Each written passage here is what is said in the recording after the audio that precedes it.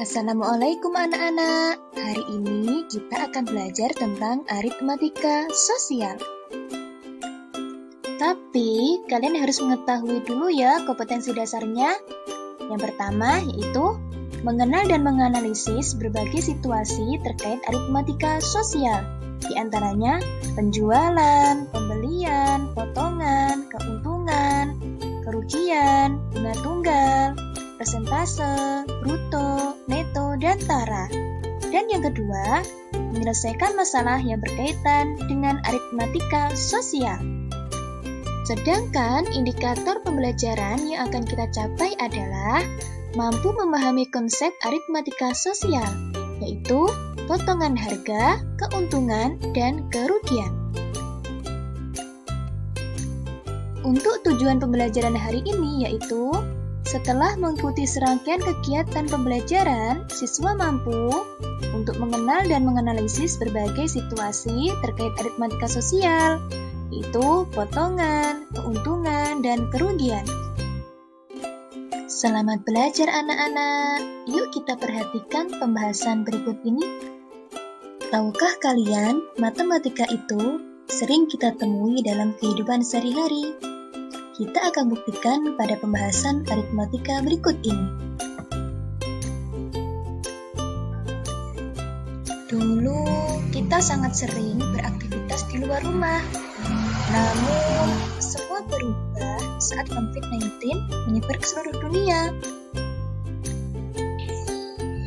Yang mana kita diharuskan memakai masker, mencuci tangan, dan berjauhan satu sama lain.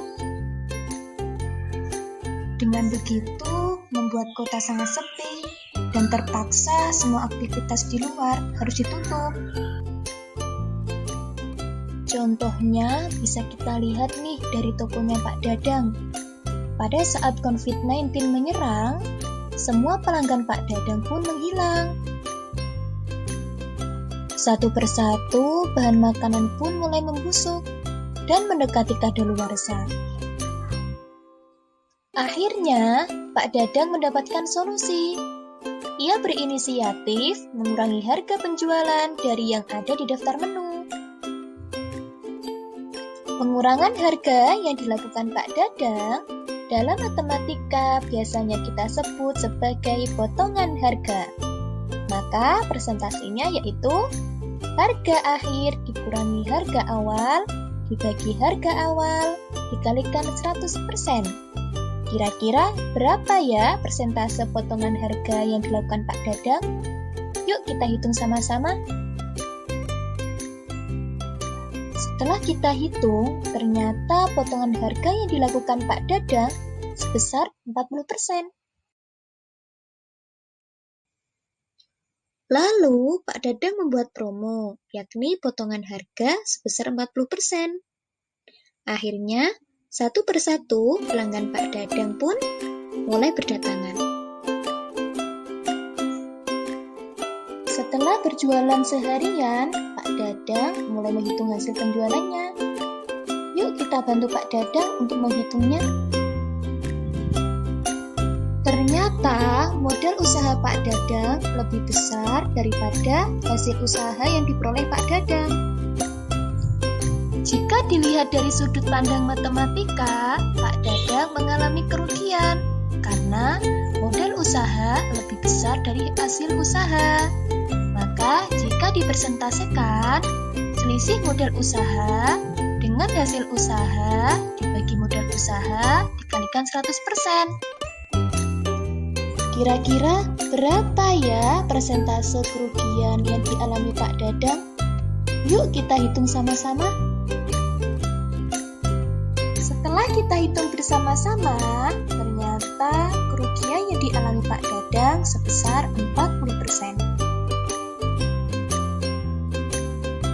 Jadi, persentase kerugian yang dialami Pak Dadang sebesar 40% dari modal.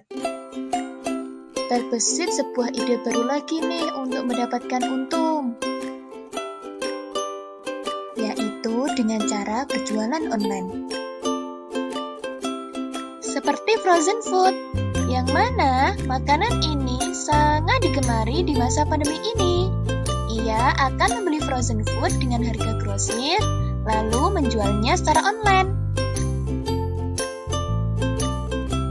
Dengan penuh semangat, Pak Dandang membuat iklan di beberapa website untuk mempromosikan frozen food-nya. Pada masa pandemi ini, Pak Dandang memiliki kegiatan baru loh, yaitu berkoordinasi dengan tukang ojek online untuk mengantarkan produk pesanan untuk pembelinya. Setelah menghitung hasil jualan online-nya, ternyata modal usaha Pak Dadang lebih kecil dari hasil usahanya.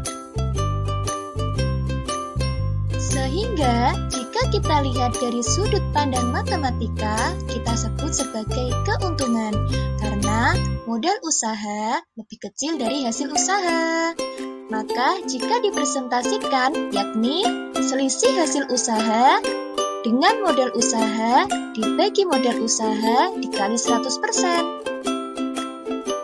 Kira-kira berapa ya keuntungan yang diperoleh Pak Dadang?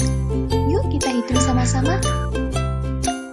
Setelah kita hitung sama-sama, ternyata keuntungan yang diperoleh Pak Dadang sebesar 40% dari modal.